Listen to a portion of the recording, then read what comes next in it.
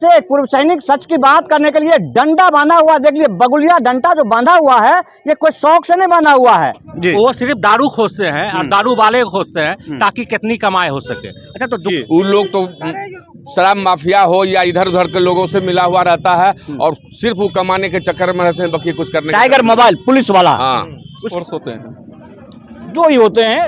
यही बगल में ही रेलवे लाइन के उस पार में टाइगर मोबाइल को मार के कूट काट के बराबर कर दिया पुलिस वाले।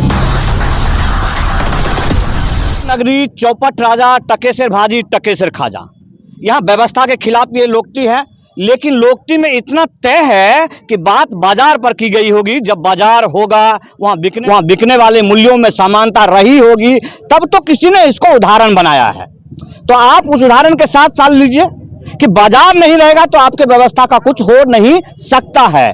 देश या किसी भी व्यवस्था का उदारीकरण का प्रमुख केंद्र बाजार ही होता है। जहां बाजार नहीं वहां कुछ भी नहीं। लेकिन बिहार के बाजार में दुकानदारी करने वाले लोगों के साथ यदि ऐसा व्यवहार हो जाता है कि दुकान खोलकर गए और रात सुबह अगली सुबह आते ही दुकान टूटा हुआ मिल जाए तो क्या गुजरता होगा, ये कुछ दुकानदार से पूछ लेते हैं, तब बात करेंगे हम। वैसे अरुण भैया सराफा संघ के अध्यक्ष हैं, तो अध्यक्ष महोदय से पूछते हैं कि महोदय ये बताइए कि बलिया बाजार में एक दुकानदार रात में दुकान बंद करके गया और सुबह टूटा मिला, उसके दिल पर क्या गुजरा होगा? देखिए, मैं अरुण कुमार महतो अध्यक्ष, आज संजोग है कि मीडिया भाई के सामने होने की बात आई है जी। माँ लक्ष्मी ज्वेलर्स 22 और 23 की रात में अपराध कर्मियों के द्वारा चोरी कर ली गई, जिसमें 10 किलो चांदी का जेवर और करीब करीब 200-250 ग्राम सोने का जेवर की चोरी हो गई। उसी 22-23 की 3 घटना हुई। एक आदमी को, जो आदमी जगा हुआ था, उसको गोर हाथ बांध करके उसको चुप किया गया, मुंह पर पट्टी बांध दिया गया। दूसरा, उसी के माँ लक्ष्मी ज्वेलर्स के बगल में दुकानदार हैं जो किराना का दुकान है, उसमें करीब करीब जो है सो जो फूड्स आइटम, कीमती आइटम था और नगद रुपया था, उसकी चोरी हो गई। और तीसरा, इसी दुकान में चोरी हुई। पिछले कई बार इस तरह की घटना हो गई है। मैंने इस संबंध में प्रशासन के साथ बार बार अध्यक्ष होने के नाते हमने कई बार इस मौका को रखा। थोड़ा सा निराशाजनक रहा कि कभी बैठने का काम नहीं हो पाया, जिस वजह से घटना की वारदात होते चला आ रहा है। आज भी प्रशासन को सुबह सूचना इस बात की दी गई, लेकिन प्रशासन करीब 1 बजे तक डीएसपी साहब भी आए, थाना से भी लोग आए और देख सुन के चले और आश्वासन दिए। इसके बीच में लोग बाजार में काफ़ी आक्रोश था, जिस वजह से बाजार जाम भी की गई। जाम हुआ, सैकड़ों लोग वहाँ जाम करके खड़े रहे, नाराबाजी लगाए, लेकिन डीएसपी साहब बहुत आश्वासन दिए। उनके आश्वासन पर ये जाम टूटा और कार्रवाई करने की बात कही कि मैं जल्द से जल्द उस अपराधी को अब गिरफ्तार कर लूँगा। आश्वासन के बाद आश्वासन का खेल शायद बहुत लोगों ने देखा होगा। यहाँ तमाम लोगों ने आश्वासन पर ही जिंदा है और उन लोगों को पता होगा कि इस बिहार सरकार में बिहार पुलिस के द्वारा मिलने वाले आश्वासन पर क्या होता है। याद दिला दूं आपको, बेगूसराय का एक सर्राफा व्यापारी कट्टा लेके इसलिए बैठ गया कि मैं अपनी सुरक्षा खुद करूंगा, क्योंकि सरकार और पुलिस पर मुझे भरोसा नहीं है। उससे पहले याद दिला देता हूं कि मुंगेरीगंज के प्रमुख सर्राफा व्यापारी का हत्या उसके दुकान पर चढ़कर, और फिर बीते कुछ दिन पहले। सब बातों को आप याद कीजिए और इस बिहार में रहते हुए व्यवस्था पर जरा सा निगरानी कीजिए। और जो लोग वहां हैं उन लोगों से पहले यह जानने का प्रयास कीजिए कि क्या डर तो नहीं लगता आपको इस माहौल में?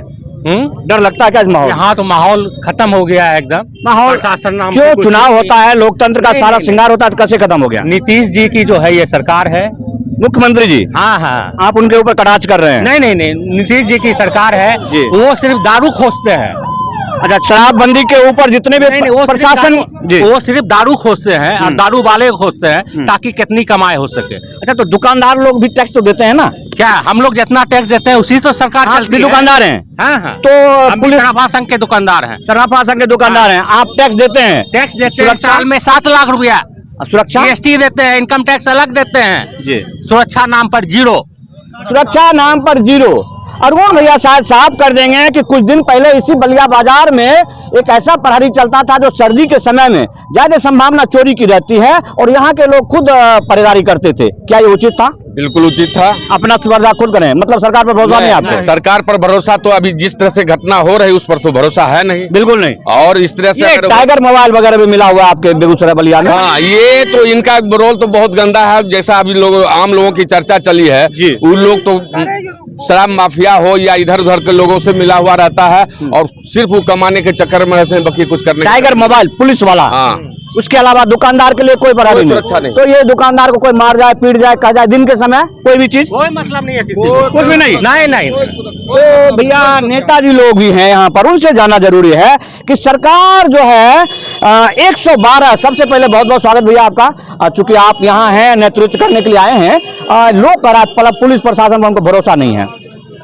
हाँ, भरोसा कैसे होगा जब व्यवस्था बार बार चोरी हो जी, और उस पर कोई समुचित कार्रवाई ना हो और कार्रवाई के नाम पर सिर्फ लिखा पढ़ी हो के रख जाए। तो आश्वासन तो मिला, पुलिस उपाधीक्षक महोदय खुद चल के आए, भले 1 बजे आए लेकिन आ गए, तो आश्वासन है, लोगों को भरोसा नहीं है क्या? आश्वासन है, कार्रवाई कितनी होती है वह देखने वाली बात है। अच्छा, तो ये आपके रोज सरकार जो सोशल मीडिया, आज सोशल मीडिया मुख्य मीडिया का भूमिका निभा रहा है, इस सोशल मीडिया पर आपकी बिहार पुलिस है, आपकी बेगूसराय पुलिस है और तमाम जुड़े हुए उन लोगों के द्वारा प्रचार प्रसार 112 के किया जाता है। आप फोन कीजिए 10 मिनट में पुलिस आएगी, क्या वो पुलिस नहीं आती है? उस पर कितने फोर्स होते हैं? 2 ही होते हैं, लेकिन लिख के तो ले जाते हैं। क्या लगता है आपको कि वह अपनी सुरक्षा खुद कर पाते हैं? नहीं, वो तो ट्रेंड नहीं है, वो इन्होंने एक्स सर्विसमैन जो पुराने फौजी हैं उनको बिठा रखा है सिर्फ। जो कल की घटना आपको पता है? नहीं बताएंगे तब पता चलेगा। यही बगल में ही रेलवे लाइन के उस पार में टाइगर मोबाइल को मार के कूट काट के बराबर कर दिया पुलिस वाले को, पुलिस वाले को। टाइगर मोबाइल जी, वो तो टाइगर उसका पूछ नहीं था क्या उसके पीछे? कोई नहीं था, वो अकेले था और उसको हॉस्पिटलाइज हमारे ही लड़कों ने करवाया, उसका इलाज चल रहा है, पुलिस वाले का इलाज चल रहा है। जब प्रशासन खुद अपनी सुरक्षा में असफल है तो इस ये समाज बलिया के लिए नहीं, समाज का क्या स्थिति होगा? ये व्यापारी है, इन्हीं के दुकान में चोरी हुई और ये बेचारे कुछ बोल नहीं पा रहे हैं, इस वजह से दुकान में चोरी हो जाए एक सर्राफा व्यापारी का, और व्यापारी भी एक समान व्यक्ति, तो मुझे तो मैं महसूस तो कर सकता हूँ इनकी आवाज क्यों बंद है। भैया नाम बताइए अपना प्लीज। अशोक स्वर्णकार। अशोक स्वर्णकार। स्वर्णकार मतलब आप बाय बर्थ व्यवसायी हैं, सराफा व्यापार हाँ, की मजबूरी है कि आप इसके अलावा कुछ कर नहीं सकते हैं? नहीं। तो अभी क्या हुआ आपके साथ?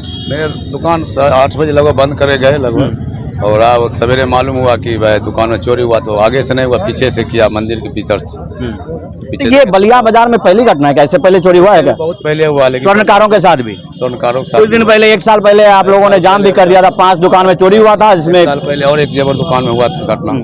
तो इस प्रकार से घटनाओं से कैसे बात बनेगा कि ये लोग कैसे, स्वर्णकारों को खास करके, क्योंकि सर्राफा व्यवसाय एक ऐसा व्यवसाय है जो आर्थिक उन्नति में बहुत बड़ा सहयोग मिलता है, तो क्या आपका व्यवसायिक जीएसटी देते हैं, रिटर्न देते हैं हम लोग, से सरकार बहुत ज्यादा मात्रा में, बहुत ज्यादा मात्रा में देते हैं, तो सुरक्षा? कोई सुरक्षा नहीं है, कोई सुरक्षा नहीं।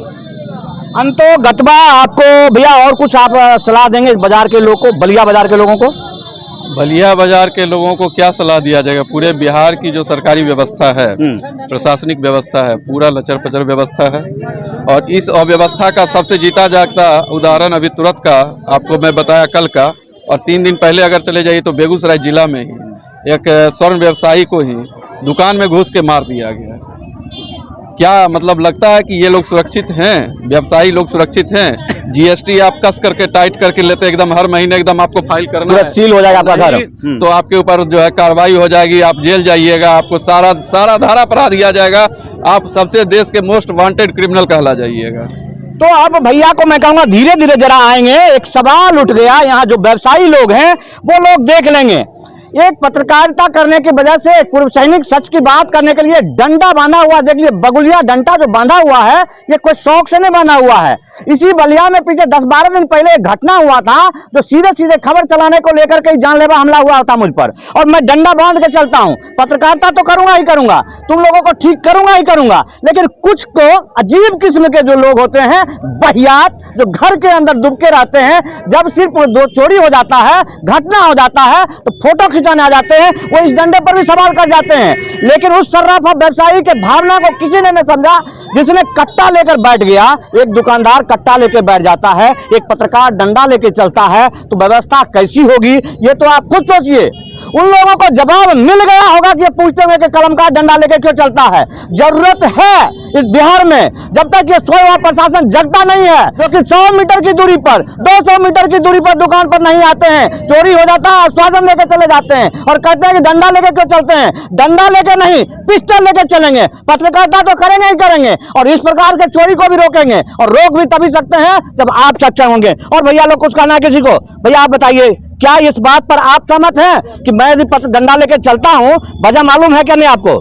डंडा लेकर चलना तो अपना एक स्टैंड है, अपना स्टैंड नहीं, आपकी सरकार पिस्टल मुझे नहीं दे रही है, मैं आवेदन कर रखा हूं तो डंडा लेके चलता हूं। क्या हमला हुआ कि नहीं हुआ है? दुकान में चोरी हो रहा है कि नहीं हो रहा है? तो सवाल उठाने वाले कौन? आज बाजार में सराफा संघ के दुकानदारों पर एक नहीं 10 घटना हो चुकी है, 10 FIR होगा लगभग 8 से लेकर 3-4 साल के अंदर में।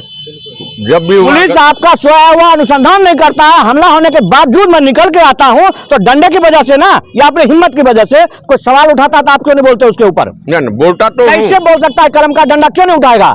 क्यों नहीं? दो में से चाहिए, आपने कहा कि नहीं कहा? दोनों चाहिए हमें। अब तो मैं अपने दुकानदारों को ये भी कहूंगा कि अपना डंडा भाला के साथ सुरक्षा के लिए रखिए। इससे ज्यादा हम कुछ नहीं कहेंगे। भैया ने साफ कर दिया कि मैं आज उन सराफा व्यवसायी को दिल से सलाम करता हूं जिन्होंने कट्टा लेके बैठ गए थे और बेगूसराय के व्यवसायियों में एक हिम्मत दिया था। बशर्ते साल में कई व्यवसायी आते हैं और बेगूसराय को छोड़ के चले जाते हैं। जो लोग सवाल उठाते हैं उन लोगों के लिए भी श्रद्धांजलि देता हूं मैं, उनके मरे हुए विचारों को, कि आप सवाल तो उठाते हैं लेकिन आपके गुदा में दम नहीं है कि आप सहयोग कर दे सच का, किसी लूटे हुए दुकानदार का। जय हिंद, वंदे मातरम। और कोई कुछ कहना चाहते भैया? सब खोल काल